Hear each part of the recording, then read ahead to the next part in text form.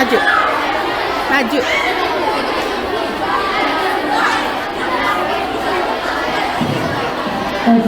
Panggilan Prisia datang di sini Prisia 96, tolong ke depan sebentar.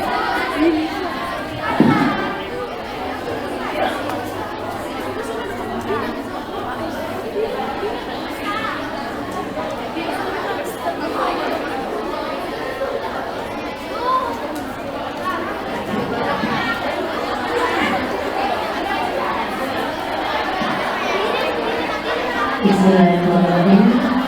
Assalamualaikum warahmatullahi wabarakatuh.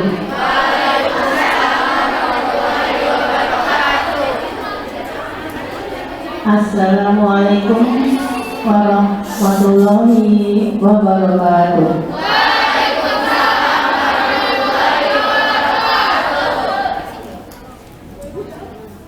Terima kasih.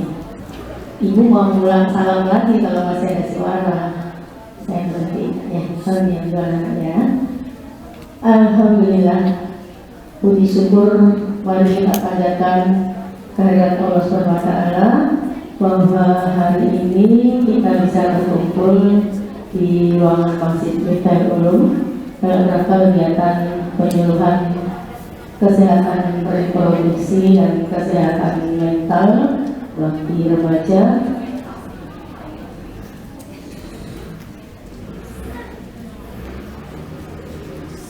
Yang terhormat Ibu Dr. Niken dan Dr. Rika dari Puskesmas Kelurahan Kalisari dan Puskesmas Kecamatan Pasar Rebo yang akan menjadi narasumber untuk kegiatan kita hari ini. Yang terhormat Ibu-ibu pembina, ada Bu Willy, ada Bu Clarissa, siapa lagi ya, dan lain-lain yang tidak bisa saya sebutkan satu persatu, serta anak-anak yang Ibu banggakan. Terima kasih kepada anak-anak sudah hadir terkait di ruangan ini. Terima kasih kepada Bu Dokter yang sudah berkenan hadir memenuhi undangan kami. Undangannya cukup mendadak, kita mohon maaf ya, hari Kamis sudah saya baru menyampaikan undangannya. Jumat ada jawabannya, kita bisa melaksanakan. Insya Allah kegiatan ini kita laksanakan selama 3 hari berturut-turut. Hari ini untuk kelas 9,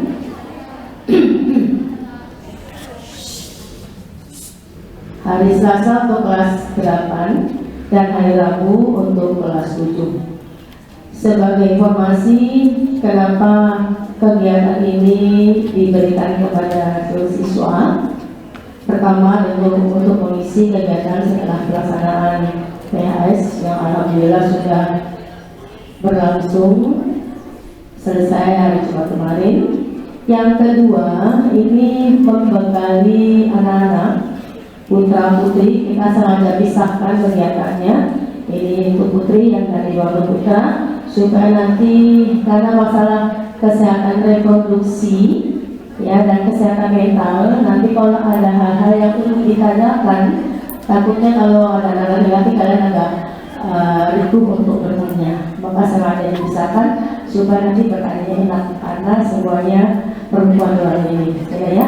Bekal ilmu yang diberikan mudah-mudahan bisa bermanfaat. Tolong betul-betul disimak, diperhatikan, dan kalau ada sesuatu yang tidak jelas silakan ditanyakan kepada dokter narasumber. Nah, narasumbernya hari ini adalah Ibu Dr. Niken. Ibu bacakan sebentar CV dari Dr. Niken. Nama Dr. Niken Susilowati, tempat tanggal lahir Jakarta 22 Juli 1981, agama Islam, alamatnya UIN dari Presiden di Jantung. Nomor HP-nya barangkali kalau ada yang mau bertanya boleh kita hubungi nomornya ya. 0877 harus terlatih ya, baik pendidikan formal yang seperti teman-teman di sekolah ini ya, atau yang formal, les, yang pesantren. Yang ketiga harus berperilaku baik, budi pekerti ya, yang luhur. Ya, tadi benar, sebagai sumber daya manusia yang asik, yang paling penting kenapa remaja kemudian, ya, lagi cari jati diri nggak? Lagi cari masuk circle-nya nggak? Iya, nyaman nggak kalau merasa kumpul sama teman-teman yang misalnya sama-sama satu circle? Nyaman, tapi bukan berarti yang satu circle nggak berteman ya. Bukan ya, tapi ada waktunya kita yang hobinya sama, mungkin hip-hop ya, atau mungkin film novel, ya ada yang seperti itu.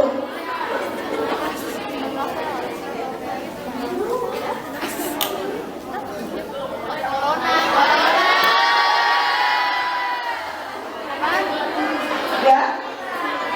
Jadi jati diri itu penting. Kalau jati diri cara kita bikin mental sosial, belajar kita jadi berprestasi nggak? Iya. Jadi saja itu ada 3. Remaja kita 10 sampai 18 ya. Ada remaja awal, remaja tengah, dan remaja akhir. Awal itu usia 10 sampai 12 tahun. 10 itu kelas 6 kali ya, kelas 6, kelas 5. Ditandain apa biasanya? Apa? Ada yang udah menstruasi benar, ya. Ada yang nanti menstruasinya di remaja tengah. Jadi biasanya dia sudah apa? Bisa berpikir abstrak, ya. Pengen bebas, gak diizinin adiknya, gak diizinin ibunya, adiknya gak dibuka, mungkin seperti itu, ya. Pengennya kumpul sama temennya, gak pengen kumpul lagi sama mungkin kakak adiknya, karena memang udah beda, yang dibahas udah beda. Kemudian yang tengah, usia berapa? Ada yang tahu? Karena ini 12 ya, 13 sampai 15. Udah kenal lawan jenis. Udah tahu, ini buat cinta loh, bukan cinta monyet loh. Gue ingin jalan, ingin kencan. Terus saya lihat teman-teman semua bukan? Iya. Ada yang merasa seperti itu kan? Ada. Ya. Terus biasanya tadi kami sering kumpul sama teman-teman sebayanya. Kenapa kalau apa yang betul-betul berpikir abstrak, gak nyata? Contohnya berpikir gak nyata itu apa?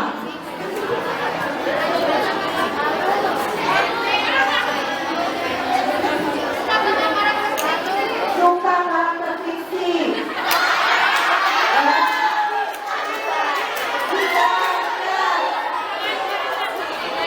Kalau di pelajaran nih, contoh, misalkan ada baca, terus teman-teman disuruh identifikasi masalah, pemecahan masalah.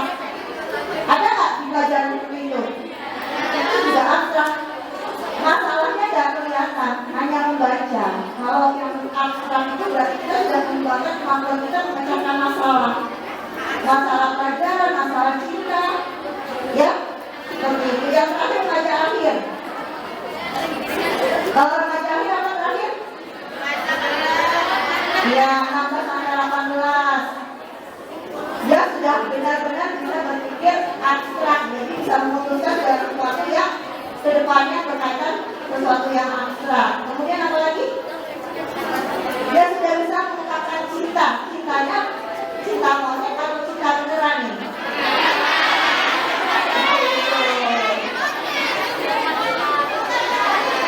Kan ada ya, kalau kadang kita melihat tokoh yang kita idolakan, suka, senang, cinta. Kan kalau melihat tokoh yang lain menurutnya lebih ganteng, lebih seperti itu. Ya. Ya. Halo. Ini belum bisa ya. Oh ya. Jadi di masa-masa itu menjadi identitas diri, remaja itu mengalami tadi masa pubertas itu perubahan dari anak ke Dewasa. Sama nggak remaja dengan yang dewasa? Sama nggak remaja dengan anak-anak? Beda. Fisiknya beda, tambah besar, iya nggak? Ya. Tanggulnya dari mulai besar, iya nggak? Dengan menstruasi, ya. Kemudian fisiknya berubah, mentalnya berubah nggak? Kemudian gampang marah, gampang tersinggung, ya. Terus sosialnya berubah nggak?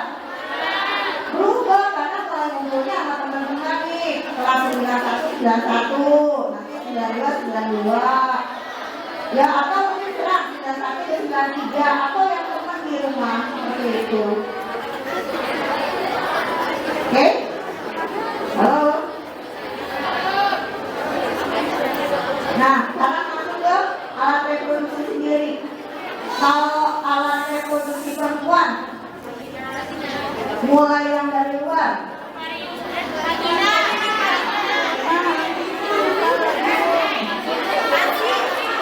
Iya, benar. Istilah alamnya bibir vagina, istilah kedokterannya labium. Jadi ada dua ya. Kalau kita gambar, karena belum ada, kan bentuknya begini ya. Contohnya abstrak nih ya. Ada bentuknya dua. Jadi kayak bentuknya kayak hampir 5 jajaran meja. Dibagi dua. Lipatan luar yang bentuknya geler-geler itu namanya bibir vagina luar atau labium mayora. Masuk ke dalam ada batasnya ya. Itu adalah bibir vagina dalam, labium minora. Nah, kalau bentuknya seperti 5 gini, ujungnya ada titik. Ada yang tahu apa? Klitoris itu apa? Klitoris pusat apa? Jadi habis bentuknya 5, ini ada lubang pintunya, ya. Jadi kan dalam satu lubang itu ada dua, ada lubang vagina sama lubang kencing.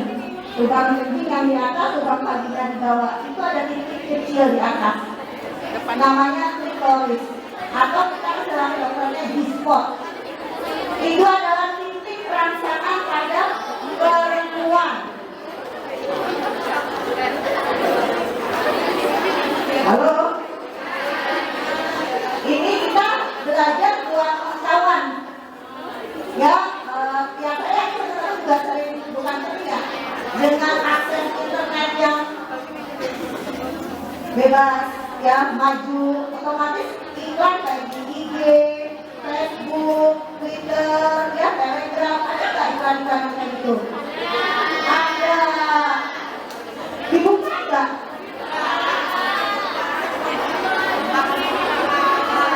Ya. Jadi biasanya kalau laki-laki dan perempuan seks itu nama istilah kedokteran seks, nama istilah apa? Jenis kelamin. Jadi pikiran seks itu bukan pikirnya yang seperti itu, tapi seks itu jenis kelamin. Seks kamu adalah perempuan, seks dia adalah laki-laki. G-spot adalah titik pusat rangsangan pada saat wanita berhubungan dengan laki-laki. Yaitu pusat rangsangan atau istilahnya pusat gelinya lah. Ya, masuk ke dalam vagina.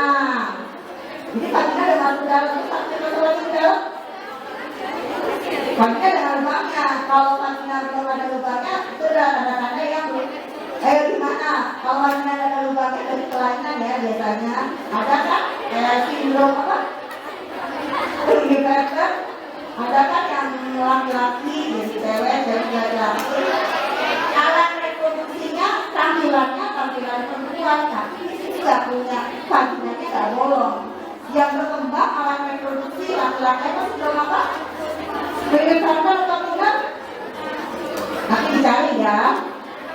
Habis vagina masuk ke dalam, namanya mulut rahim atau seks. Cervix adalah bersama kanker cervix adalah kanker nomor 1 yang mematikan di Indonesia. Jadi penting nggak menjaga cervix? Yang terakhir yang kemudian adalah rahim, tempat berkembangnya janin. Yang terakhir ovarium. Apa itu ovarium atau kandung telur?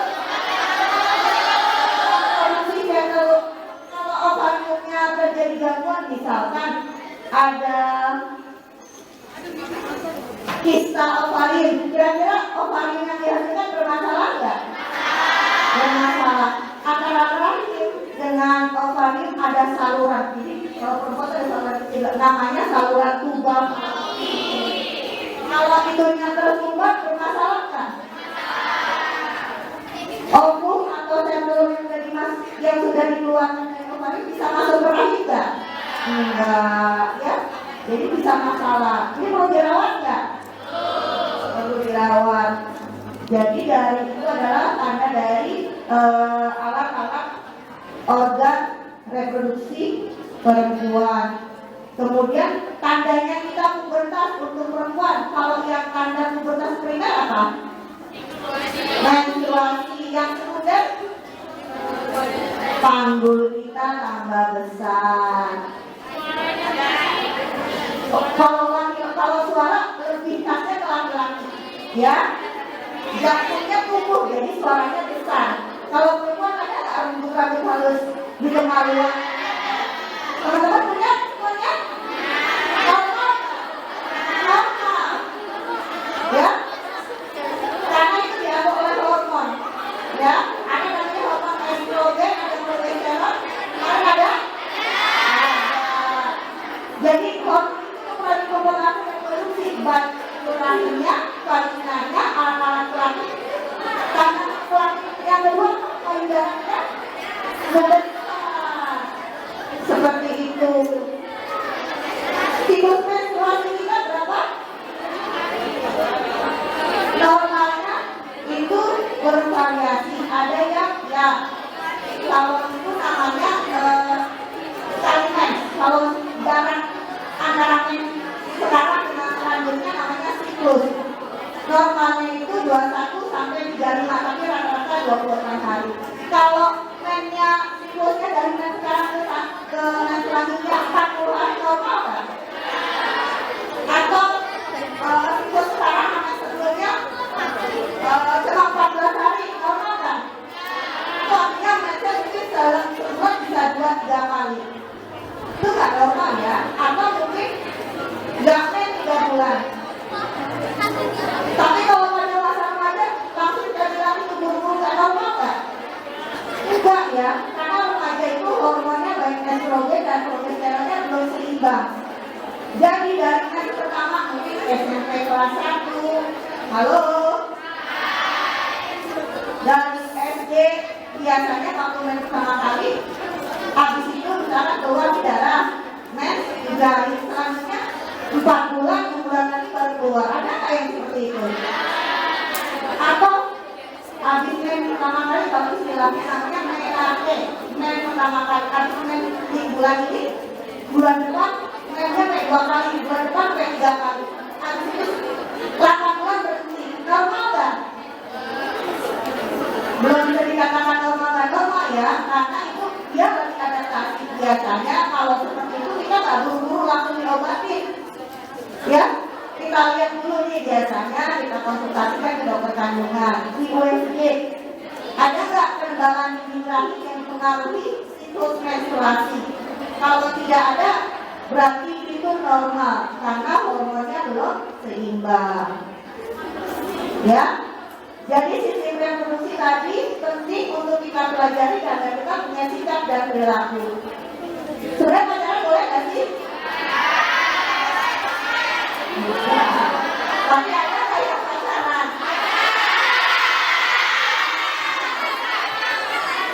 Jangan lupa pacaran ketika teman-teman mungkin sudah selesai kuliah, sudah bekerja, sudah mapan. Tapi katanya tadi usia 12 sampai 16 sudah bisa menyatakan sampai kita bisa diberi muka.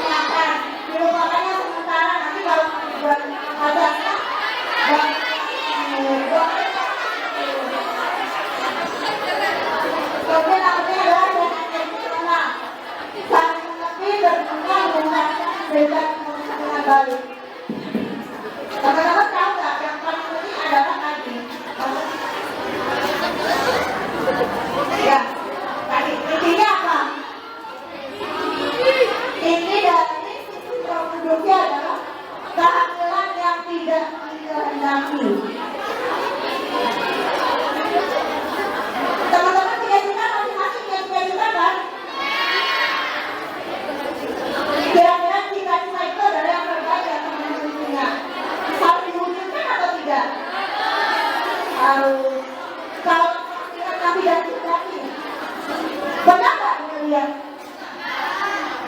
sama nah ya di puskesmas kasusnya remaja 16 tahun ya bentukan bayinya nggak sampai kalanya putus juga. Kalau kalanya putus biasanya berusaha dikeluarkan, belum waktunya ditarik, ada prosesnya seperti itu. Biasanya bentukannya masih kecil ya, remaja SMP hamil oleh anak SD. Bisa nggak? Bisa. Anak SD-nya berapa? Sudah puber, sudah mimpi bangsa. Anak SMP-nya sudah menstruasi. Jadi kesalahan bisa terjadi nggak? Bisa, itu yang kita hindari. Ya, jadi saya harap namanya rasa suka memang proses alami yang memang dirasakan oleh remaja. Tapi kita harus apa? Mengelolanya dengan baik-baiknya. Tujuan utama teman-teman sekalian adalah mewujudkan cita-cita. Nanti ada masanya. Ya, kalau seperti ini, yang menderita teman dokter. Suaminya iya kan? Laki-lakinya kalau bertanggung jawab, ya, kalau tidak, dan ujung-ujungnya remaja sendiri. Menggugurkan, kira-kira remaja bisa ditangkap nggak? Bisa ya, karena termasuknya adalah akibatnya menghilangkan nyawa. Dua, pasti apa? Sekolahnya terganggu, tidak melanjutkan sekolah. Kalau pernah dalam keadaan hamil, sekolah kira-kira diomongin nggak teman-temannya? Kira-kira sanksi sosial lebih jahat nggak? Iya, ya. Mungkin setelah itu dia nggak bisa melahirkan sekolah lagi bisa, tapi kan kelasnya jadi tinggal. Seperti itu dan tidak mungkin teman-teman yang udah ada di media sosial dalam hal sudah paham jejak rekam kita pasti akan ada terus seperti itu. Jadi lebih banyak manfaatnya atau tidak? Tidak ya. Nanti ada masanya, ya. Ketika kalian sukses dunia dan akhirat, ada masanya kalian menikah, sudah bisa beraktivitas seksual sesuai dengan teman-teman yang pelajari sekarang. Oke, kita lanjut ya, jangan tapi saling sharing. Karena yang kami rasakan, teman-teman rasakan pengalamannya sama, tapi mungkin yang kita rasakan beda, ya. Ya, lanjut ya. Halo. Hai. Oke, lanjut ya. Nah, tadi sama ya, WHO usia 10 sampai 19 tahun. Kaitan yang kedua adalah tadi reproduksi, sekarang kita bahas kesehatan mental. Penting kesehatan mental. Teman-teman pernah lihat nggak ya? Kayak Mas Sanda, tahu? Pernah lihat videonya dulu? Pernah ya? Marah-marah, nangis, bisa-bisa ketawa. Orang gila atau gimana? Bukan ya. Jadi gangguan jiwa itu dari gangguan jiwa berat ada dengan masalah pribadi atau gangguan perilaku. Kalau yang Anda itu termasuk bipolar. Gangguan jiwa bukan gangguan jiwa. Kalau istilah gangguan jiwa berat adalah skizofrenia. Beda. Ya. Jadi kenapa remaja kesehatan mentalnya penting? Karena fisiknya berubah, hormonnya berubah, mental respon kita terhadap fisik kita berubah, tuntutan dan lingkungan berubah. Kalau badan kita berubah, kira-kira mental kita berubah nggak? Jadi awalnya kayak jerawatan pendek kan jadinya. Tadinya badannya langsing kayak hipok, tiba-tiba terus tanggulnya membesar, terus jerawatan, rambutnya boleh pecah-pecah, kira-kira gimana? Pede nggak? Ada yang pede, ada yang enggak. Lanjut. Nah, ini sama ya, lanjut ya, sama tadi ini. Ya, lanjut ya. Jadi kalau menurut Undang-Undang Kesehatan Nomor 18 Tahun 2014, bukan hanya pajak kita semua yang disebut sehat itu sehat fisik, jiwa, sosial, mental, dan spiritual. Di mana kita paham loh kelebihan dan kekurangan kita. Kita paham pemecahan masalah. Kita dapat bekerja beraktivitas yang baik dan terakhir berkontribusi bagi lingkungan. Ada yang ikut karena ada yang ikut OSIS, ada ikut OSIS, sekolahnya prestasinya ranking 2, ranking 1. Tapi bagaimana anak-anak terus merokok? Kira-kira sehat nggak? Tidak ya. Yang disebut sehat dengan kata lain, no rokok, no alkohol, no narkoba, dan no bebas.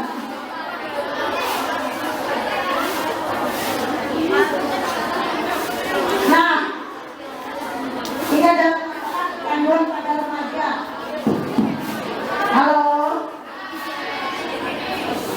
kan 2 tahun kita online ya? Iya. Jadi pertama adalah kecanduan adalah gadget, ya kan? Teman-teman pakai gadget itu maksudnya smartphone atau internet atau HP dalam sehari berapa jam? Harian luar biasa. Kalau sekolah anak berapa? Kalau sekarang sudah mulai online berapa jam dalam sehari? 3 sampai 4 jam. Ada nggak yang lebih dari 5 jam? Ada. Enggak. Ya. Jadi, halo. Halo. Nanti yang ditanya deh. Yang disebut kecanduan gadget biasanya penggunaan gadget, masih itu smartphone, HP, laptop lebih berapa jam? Lebih dari 5 jam dalam sehari. Jadi kalau yang 6 jam, ya itu udah termasuk kategori kecanduan. Kemudian pornografi, terakhir narkoba, rokok, dan alkohol. Halo? Halo? Ya. Jadi teman-teman sekalian, kita bisa nggak menjadi seseorang yang kecanduan, baik itu kecanduan dari pornografi, gadget, maupun narkoba, bisa nggak? Berarti kita punya faktor resiko. Yang pertama adalah faktor biologis. Secara biologis kita bisa rentan mengalami kecanduan. Kalau biologis contoh, kayak kita keturunan gula atau punya keturunan darah tinggi. Udah belajar belum kromosom segala macam. Jadi hal-hal itu yang diturunkan lewat kromosom berlaku juga di kecanduan. Jadi ada gen atau kromosomnya itu mengandung rentan untuk kecanduan. Kira-kira bisa dihindari nggak? Kalau faktor biologis tidak bisa ya. Yang bisa dihindari adalah faktor psikologis dan faktor lingkungan. Biasanya anak yang mengalami faktor kecanduan dan narkoba, pornografi biasanya resikonya adalah berat, beta pak, bosan, ya, L-nya lonely, kesepian. Kalau temannya mukul, kira-kira kesepian nggak? Bisa kesepian ya, temannya ada, tapi kita merasa sepi, bisa loh. Seperti itu.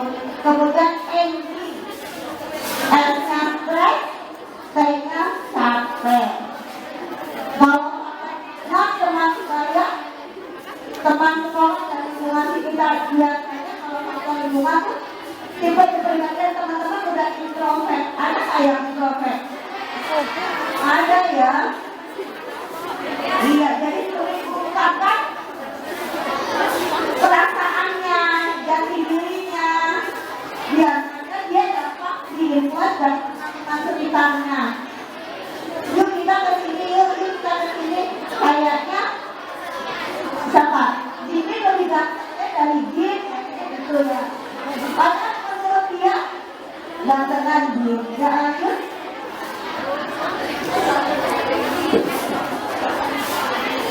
Kecanduan gadget. Jadi tadi sudah berapa jam? 5 jam. Kalau udah main HP kira-kira haus nggak? Lapar nggak? Enggak. Capek? Enggak. Ingat mandi nggak? Sholat? Benar. Hari sholat pakai lagi. Ngantuk nggak? Kalau main HP ngantuk nggak? Benar. Kalau yang kita tanya yang main HP yang pengen, kalau main HP pengen ngantuk nggak? Enggak. Makanya harusnya ngantuk. Tapi kalau udah lewat dari 5 jam, 6 jam, 7 jam, pasti nggak ngantuk. Karena dia sudah mau karena kecanduan. Mager. Ya, udah nggak mau kemana-mana. Teman-teman ngajakin ketemuan di mobil jatuh nggak, aku di rumah aja. Nonton bioskop nggak, enakan di rumah aja. Ya, yang tadinya hobi basket atau parkiran, di rumah main HP. Ya, seperti itu. Akhirnya kalau tidurnya kurang sampai sekolah, kira-kira ngantuk nggak? Jadi waktu awal pandemi, remaja muslim 14 tahun dari Kelurahan Gedong datang dengan keluhan kecanduan HP. Bayangkan dia tidur jam 5 pagi, jam 6 harus sekolah. Bisa nggak? Bisa, tapi di sekolah ngapain? Tidur. Ya, remaja muslim dikasih jelasin 14-15 tahun keluar. Setiap HP-nya ngambil, marah, ngomong kasar sama orang tuanya. Karena kecanduan, dan remaja kok lebih dari remaja. Ya kan? Nah, tadi lebih dari remaja, ya, tak bayangkan. Kalau sampai jam 5 pagi kira-kira berapa jam? Bisa 10 jam dia sendiri. Pulsanya habis nggak? Lama-lama pulsanya habis. Mau yang paketan apa yang kabarnya lama-lama habis. Ujung-ujungnya ngamuk, bisa diisi. Nggak diisi, ambil orang lain. Ujungnya apa? Mencuri. 3 bulan yang lalu, SMP kelas 3, laki-laki, kelurahan baru. Datang keluarnya, tangannya megang HP. Tapi enggak. Belum sampai itu akhirnya setiap tanya, kamu kenapa? Yang diomongin, aduh, binatang semua yang keluar dari mulutnya. Kenapa? Tapi kemarin datang dengan HP-nya, jadi dibawa oleh ibunya. Jadi ibunya dipukul, ditendang, dan keluar kata-kata binatang semua. Ujung dari kecanduan ini adalah terganggunya mental. Yang terakhir adalah gangguan jiwa berat atau yang disebut skizofrenia. Teman-teman pasti lihat tahun 2020-2021 kasus gangguan jiwa berat akibat gadget meningkat di daerah Jawa Barat. Kasusnya remaja dan harus dirawat di rumah sakit jiwa. Dampaknya apa? Tadi kan kanker ya. Jadi SIM-nya kalau tulang belakangnya sakit, kalau lihat HP dekat, matanya jadi dingin. Coba yang online 2 tahun Ini nambah ada yang tadi telah dikirim. Saya dari tadinya rame dari week 3. Resiko enggak? Nanti kalau kita sudah kita mau melahirkan, ketika kacamata kita min 5 dan kita lahir secara normal, kan? Kalau setelah kita kelas 1 dan itu kira-kira sebelum kita lihat sudah 5 kan? Masih tidak 5. Ya? Fokusnya, minatnya berkurang. Kayaknya sama. Ini betul. Kumpul, tapi sibuk sama hatinya masing-masingnya enggak? Situ ngomong apa, sini ngomong apa, didengerin nggak temennya ngomong? Biasanya cenderung jadi apa? Egois, individualistik. Pendapatnya harus diterima teman yang lain. Sebenarnya bukan remaja aja kalau kita perhatikan, ditambahkan dengan anggota keluarga kita, mama, papa, adik, kakak, pada pegang HP semua enggak? Ngobrol enggak? Ada yang ngobrol, ada yang enggak, tapi tetap pegang HP.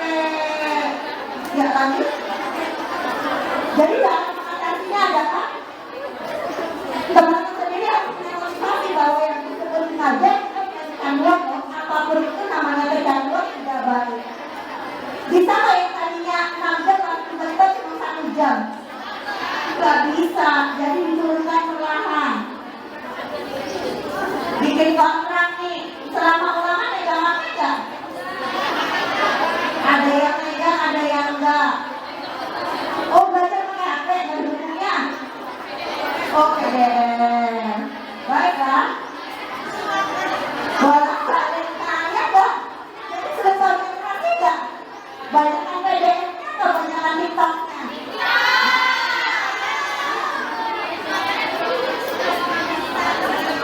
Padahal PDF bisa di-print loh, tapi dibaca loh. Oh, tidak bisa. Oh iya, hemat pohon, benar-benar. Kelas ya. Kemudian sibukkan dengan aktivitas yang menarik, misalkan pramuka, paskibra. Kira-kira kalau lagi paskibra capek kan? Habis paskibra capek kan? Biasanya kalau habis capek istirahat tidur. Oh enggak, capek lagi ya? Tidak. Ikut karena ikut pos Yandu Remaja. Jadi pos Yandu Remaja Bu dari ibu ini ya Pak ya. Hari-hari sudah sampai RW terbentuk pos Yandu Remaja.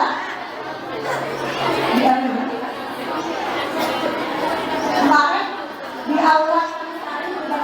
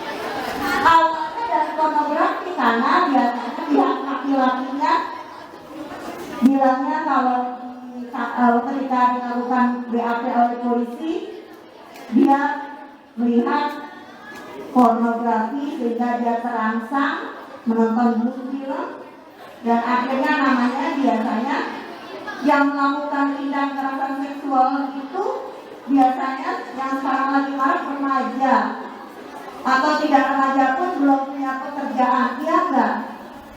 Kalau remaja atau mungkin bukan remaja yang biasa belum punya pekerjaan, kira-kira punya penghasilan nggak? Kalau belum punya penghasilan pasti kan belum nikah ya. Kalau belum nikah dan nonton pornografi, ujung-ujungnya apa? Dia mengalami segala cara, makanya terjadi tindak pemerkosaan. 70 juta mengakses. Sebelah jutanya anak remaja di bawah 8 tahun, 83% anak laki-laki, 53%-nya anak perempuan. Kemudian posting biasanya anak-anak perempuan sendiri yang mungkin bukan teman-teman dia, bukan teman-teman sekalian ya, posting bajunya pendek, ya udahnya kelihatan kayak dibok-dibok itu, ya atau kayak dibalik. Itu memancing nggak? Karena biasanya postingnya di mana? Di IG, di Twitter, bukan aja. Kalau nilai suka nggak? Senang nggak? Pasti senang, namanya dipuji masa nggak senang sih? Biasa aja. Ya lanjut. Teman-teman kalau belajar ada yang lebih gampang melihat, ada yang lebih gampang mendengar, atau yang dikasih contoh? Ya, kasih contoh namanya proses belajar kinestetik. Ada yang belajarnya lebih nangkep kalau melihat, ada nggak? Tipe belajarnya visual. Ada yang lebih nangkep kalau dengerin doang pakai lagu, ada nggak? Ada. Termasuk pornografi yang kita lihat. Biasanya kalau kita lihat, kita lebih bisa menggambarkan nggak? Makanya pornografi yang kita lihat nggak kelihatan, berkenan di pikiran kita, terngiang-ngiang. Tapi habis itu harus kebayang, lagi belajar konsen, nggak konsen pasti. Sebagai remaja sudah pernah lanjut.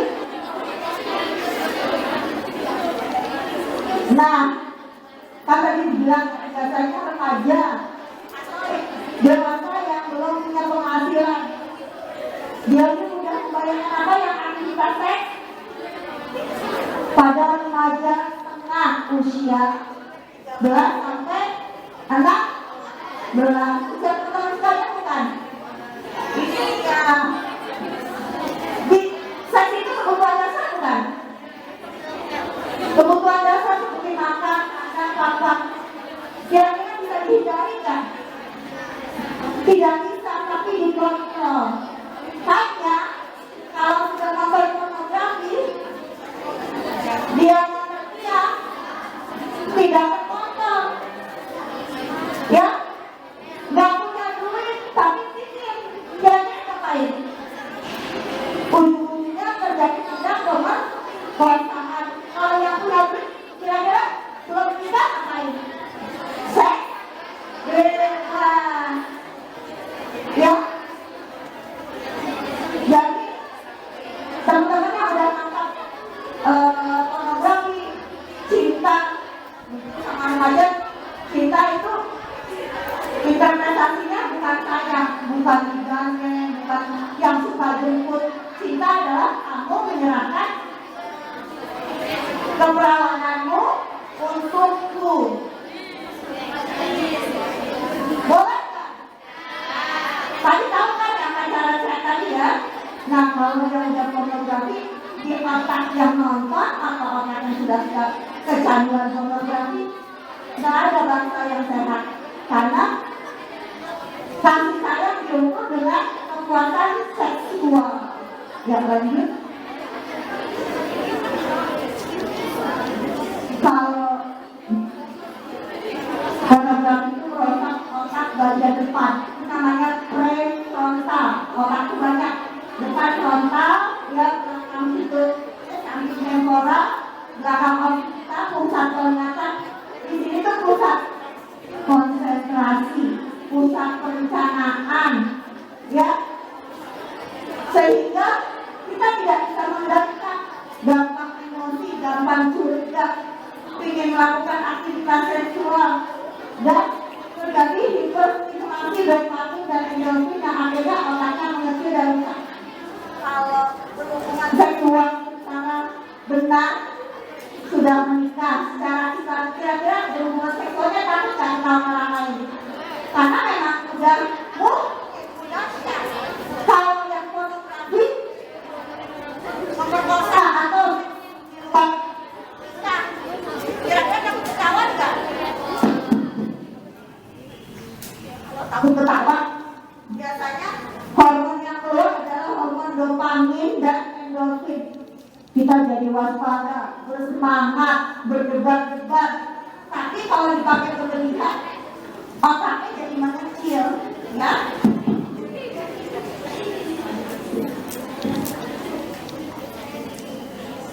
Ya, terakhir ini kecanduan nafsa.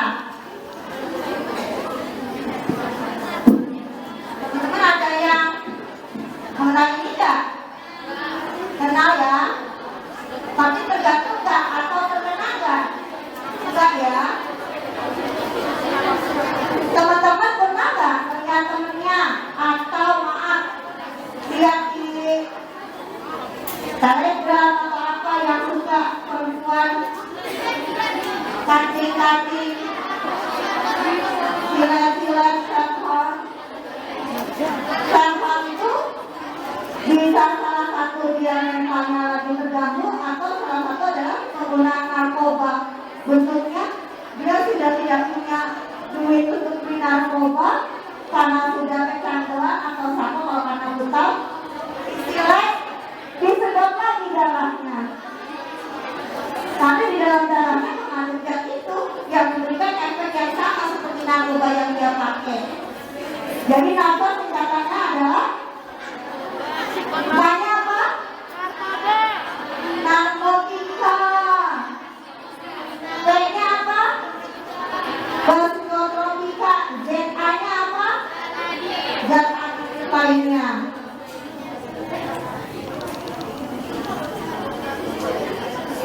Narkoba itu ada 3. Efeknya sama enggak? Efeknya beda. Jadi nanti kalau teman-teman habis dikasih penyuluhan, mudah-mudahan paham. Jadi kalau mungkin ketemu teman di sekolah, tetangga, saudara, keluarga kita yang curiga nih pakai nafsa, kalau dia masih tahap coba-coba atau mungkin baru awal, kita melakukan konseling diharapkan dia berhenti penggunaannya. Tapi kalau udah ketergantungan atau kecanduan tidak bisa. Nafsa yang pertama adalah narkotika, heroin, kokain, ganja, ketidin, morfin, dan kodein. Kalau ketidin, morfin tahu? Nggak tahu ya? Pernah dengar ketidin, morfin?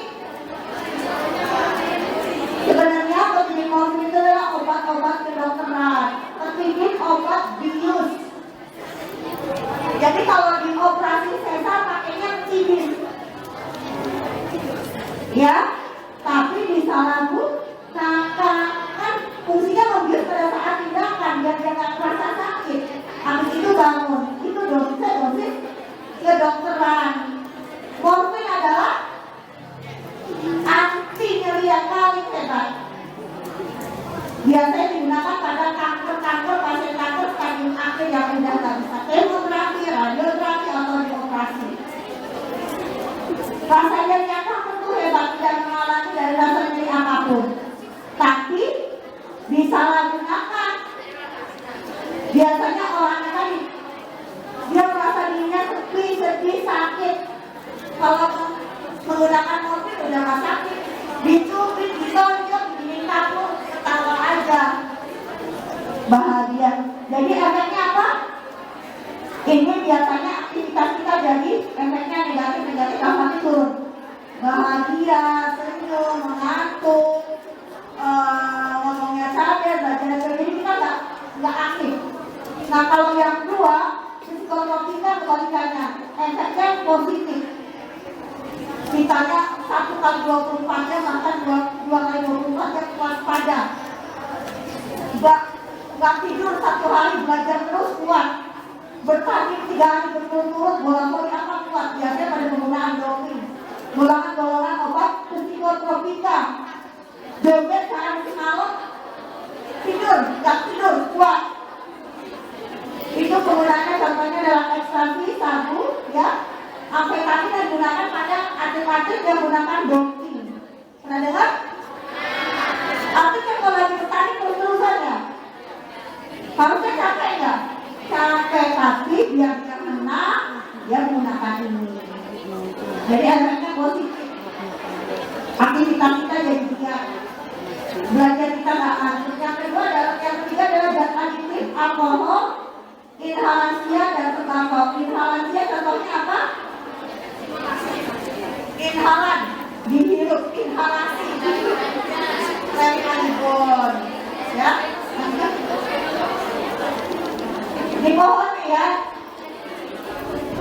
Di golongan morfin adanya di Amerika Latin biasanya. Kedua kita di daun muka, pemakai lepin, ini bagi Amerika. Yang ini daun ganja ada di mana? Daerah mana banyaknya? Aceh, Sumatera. Yang lanjut.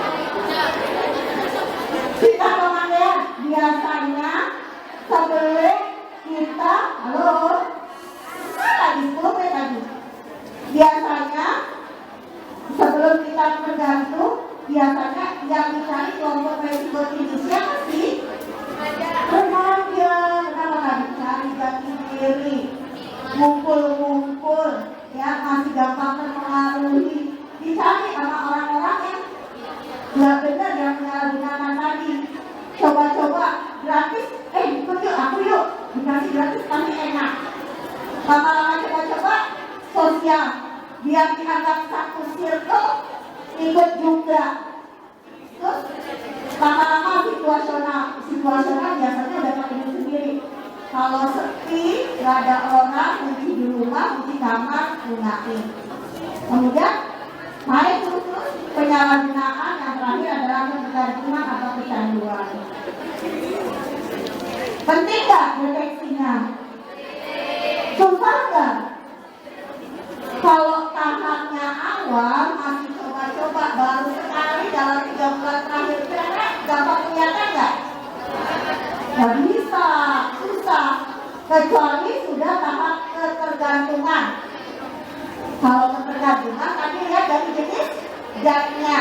Kalau kita tropika pas tunangan kira-kira di mana? Dia keluar terus apa? Kocek, nggak berhenti. Nggak ada capek-capeknya. Kalau dia temen ngantuk, bawahnya ngantuk, padahal dia nggak belajar, padahal dia nggak begadang. Bisa curiga apa penggunaan obatnya? Narkotika. Tapi semua yang ngantuk kita harus curiga narkotika apa? Ya enggak lah ya. Pasti ada faktor yang lainnya, ya. Jumlah yang dipakai, frekuensi, cara dan nama pemakaian. Jangan kita. Nah, ini yang teman-teman harus waspadai. Kecanduan narkoba atau naksa, sikap dan perilakunya berubah, perubahan fisik, ditemukan naksa dan peralatannya, ditemukan sudah menawarkan jadi pengedar. Bukan pengedar. Kenapa? Dia untuk duit ya kira-kira untuk membeli. Iyalah, mahal loh narkoba. Dipakai tapi dijual juga karena dia butuh duitnya untuk dia pakai lagi. Ya lanjut. Biasanya ini pasti ya kalau udah tergantung prestasi jadi turun. Sering bolos, jarang ngumpulin PR, di kelas ngantuk, ya. Gampang emosian, dikit senggol bacok. Oh iya, yang tadinya kalem, tadinya ramah. Orangnya memegang HP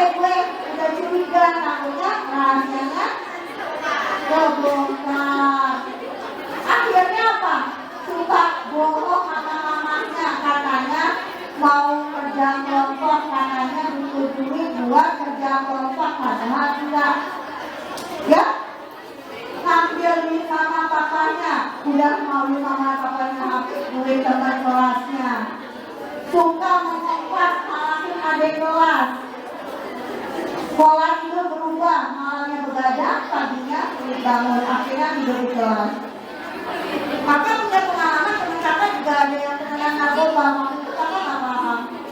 Jadi dia ngantuk, dicoret pakai kasur, ditonjok-tonjok, ketawa aja senyum.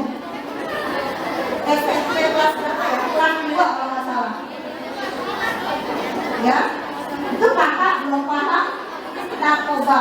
Itu paham tapi perubahan sikap dan perilakunya belum tahu. Ya lanjutkan. Tadi yang tadinya aktif OSIS pramuka tiba-tiba bawa luka, izin nggak ikut ekskul, bagi apa? Izin nggak ikut OSIS, bagi apa? Tadinya ngumpul sama teman satu circle sama orang tuanya, tiba-tiba menghindar, aku ada acara, ujung-ujungnya jangan mengisi diri. Yang tadinya nggak pernah pergi kemana tuh, kafe, diskotik, pesta-pesta, pergi. Terus nginep di rumah teman yang tadinya teman itu bukan teman dekatnya, ada nggak kayak gitu? Kira-kira orang tua boleh nggak kalau bukan teman dekatnya? Pasti nggak boleh. Kamu pergi sama siapa? Pulang jam berapa? Maksudnya begitu ya. Ya lanjut. Nah, tadi bilang kalau menggunakan dengan golongan narkotika, apatis atau acuh-acuh, ngantuk, moyokan, misalnya sadar. Kalau udah kelebihan dosis atau overdosis, apa? Denyut jantungnya cepat sampai tak terdengar. Napasnya nggak ada. Teman-teman lihat nggak? Yang berbusa, ya kan? Ada yang kalau yang itu overdosis berbusa kejang-kejang. Akhirnya meninggal, ya. Bisa kecanduan pertama adalah dari golongan morfin. Ya lanjutkan. Nah kalau ini kecanduan atau kalau dia karena putau, namanya sakau, sakit kaki gak putau. Dia lagi kecanduan tapi gak dapet yang sampai liris dan pergelangan tangan dalam segi sekali karena dia rasakan sakit badannya. Lebih sakit katanya sih, sakitnya lebih kronik. Ada pernah mungkin sakit gak badannya? Sakit minum ya. Nah ini lebih minum. Matanya berair, hidungnya berair, perutnya sakit. Jadi dia butuh narkoba untuk mengatasinya. Pada yang alkohol kejam, ya. Amfetamin saja kan yang golongan psikotropika yang dia tentang doping dan ditaati kalau memakai, jadi bawaannya kita harus apa-apa jadinya depresi. Dan yang panjangnya badan kita kurus, nggak pernah mandi, rambutnya putih, berurut keramas, ya. Rasanya bisa bentuknya tablet, serbuk, kristal, isinya rokok, dalam tas, di depan pensil maupun buku rokok, di rokok dan alatnya ada namanya bor, botol aqua, dibolongin, gulungan uang kertas, kartu telepon bekas, jarum suntik, dan korek api yang ujungnya dibuang.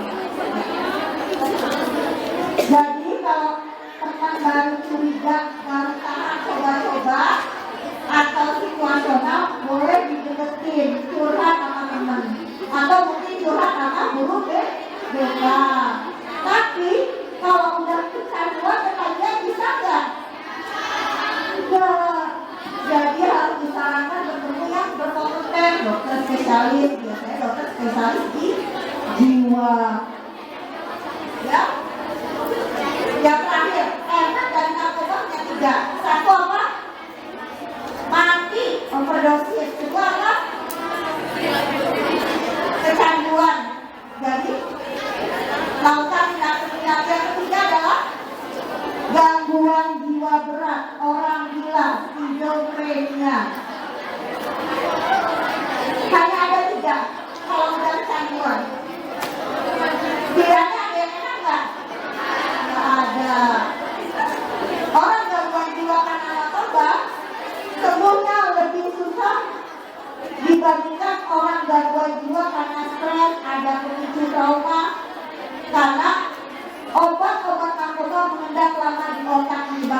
halusinasi. Sekian yang kakak sampaikan, kurang lebihnya kakak mohon maaf. Wassalamualaikum warahmatullahi wabarakatuh.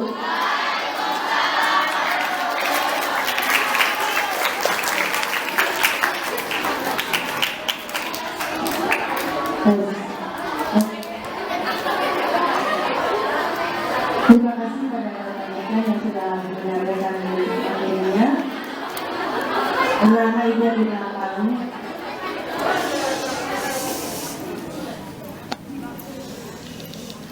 Mudah-mudahan apa yang disampaikan oleh pendidikan itu bisa bermanfaat.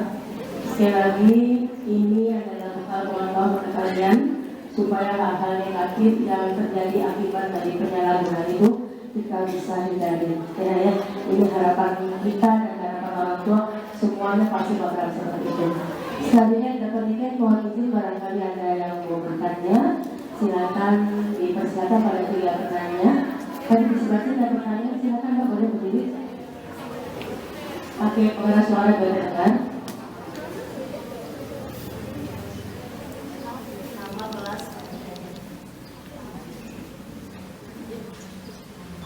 Saya Vidya Ramadhani dari kelas 96 mau bertanya, kenapa untuk orang yang punya min 5 akhirannya tuh harus sesat punya min 5? Kacamata.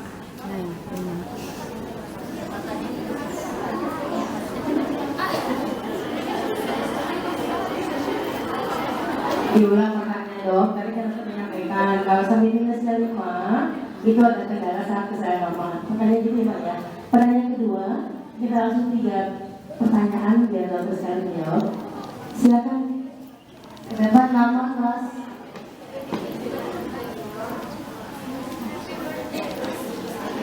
Assalamualaikum warahmatullahi wabarakatuh. Nama saya Gading Jadina Daturi dari kelas 96. Saya mau bertanya cara mencegahnya dan kalau udah kena apakah bisa diobati? Ya, itu. Pertanyaan ketiga, ya silakan. Dari sana ya.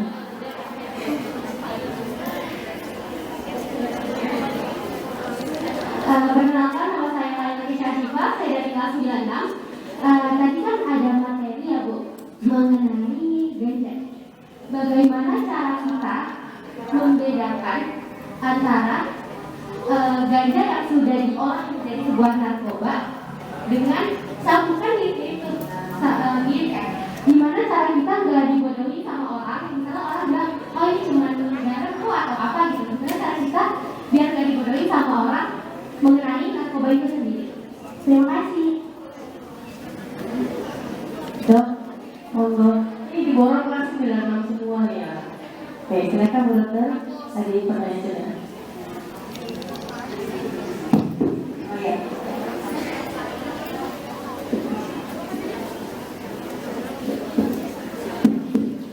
Untuk yang ini ya, min di atas 5, kenapa kontraindikasi menaikkan secara normal? Jadi kalau secara kimianya dasar faktor fisiologi atau penyebab kenapa tidaknya itu berdasarkan penelitian. Kalau kita lahiran kita mengeder nggak? Mengeder. Kalau artinya min itu apa? Sama plus. Tahu nggak kenapa mata kita disebut minus? Kenapa mata kita disebut apa? Plus. Kenapa? Kalau prinsipnya bayangan dia di samping saya melihat itu prinsipnya gimana? Saya masuk di dalam mata terus jatuh gimana? Harusnya di retina. Kalau pada ini jatuhnya di belakang.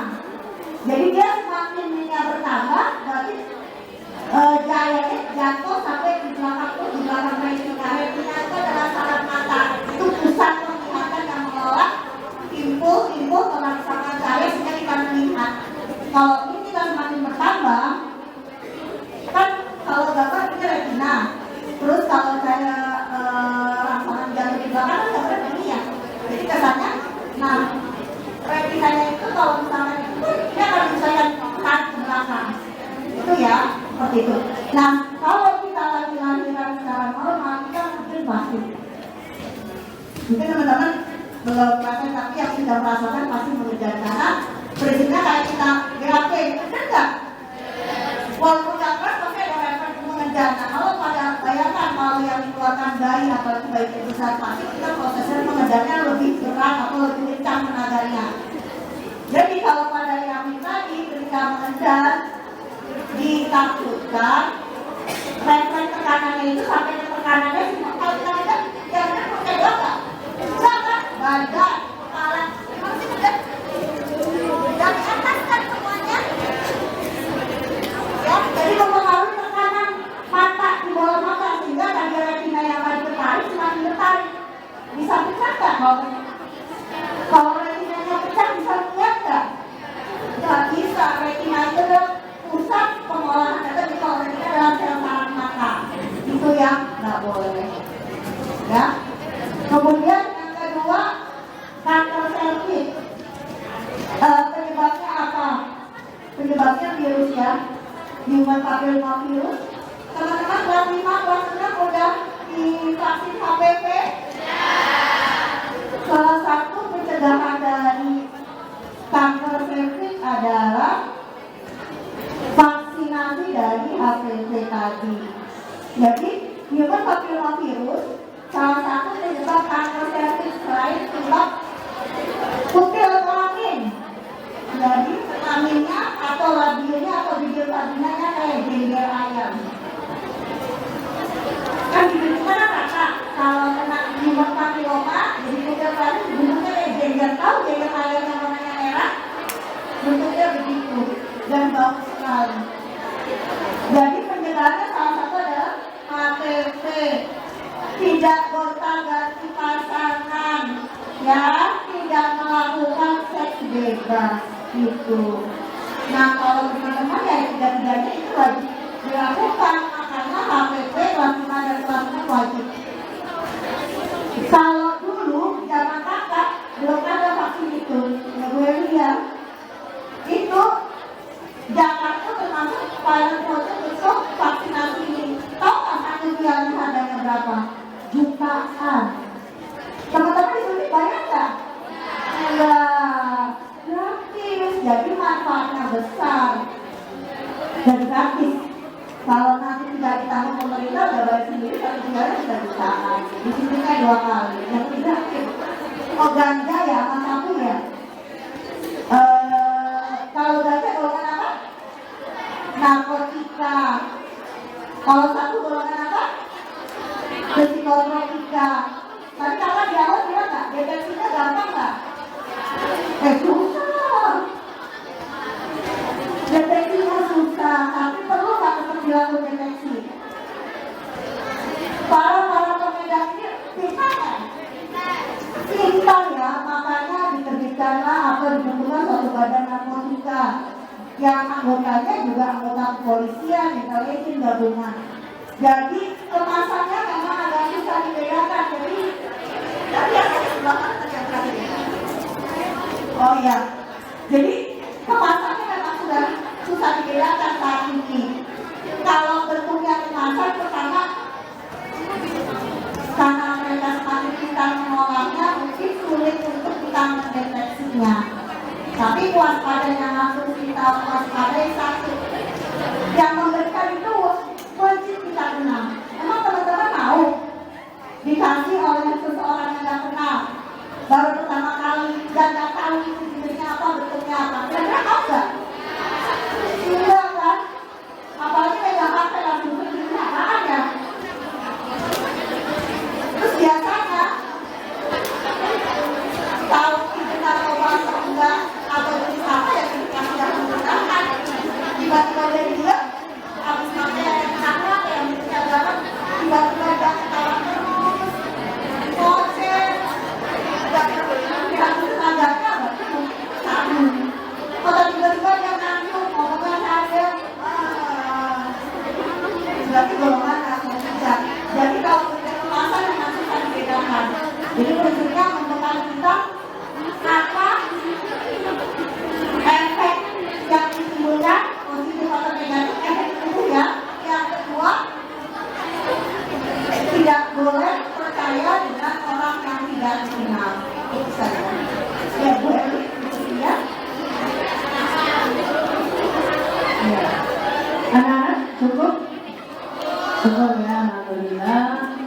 Dari pengetahuan yang sudah diberikan oleh Dr. Vincent, ini sangat penting untuk kita. Pertanyaan-pertanyaan yang diberikan dari 3 orang semuanya bagus-bagus. Nah ya, sekali lagi mudah-mudahan apa yang sudah disampaikan hari ini bermanfaat untuk kita semua anak ya. Karena satu yang pasti pesan dari Bu Dr. Vincent tadi adalah kita berhati-hati dalam bergaul. Ya, jangan mudah percaya pada seseorang yang tidak kita kenal.